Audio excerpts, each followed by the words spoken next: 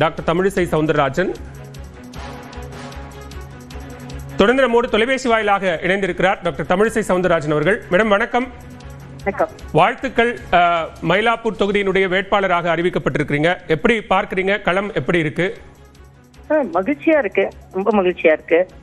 அதுவும் நான் கொஞ்ச நாள் அரசியலை விட்டு ஒரு 4.5 வருடம் ஆளுநராக இருந்துட்டு அப்புறம் பாராளுமன்றத்தில் போட்டி விட்டதும் சரி, சட்டமன்றத்தில் போட்டி போட்டதும் சரி, மக்களோடு மக்களாக இணைந்திருப்பது எனக்கு மிகுந்த மகிழ்ச்சியை தருகிறது. ஏன்னா என்னோட வாழ்க்கை மக்களோடு தான் அப்படின்ற முடிவில் தான் நான் அரசியலுக்கே வந்தேன்.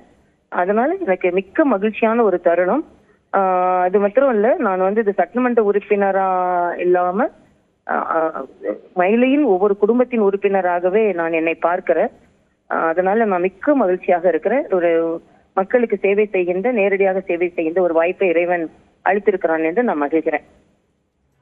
நன்றி திருமிகு தமிழிசை சவுந்தரராஜன் இணைப்பில் வந்து கருத்துக்களை பகிர்ந்து கொண்டு வைக்கிறேன்.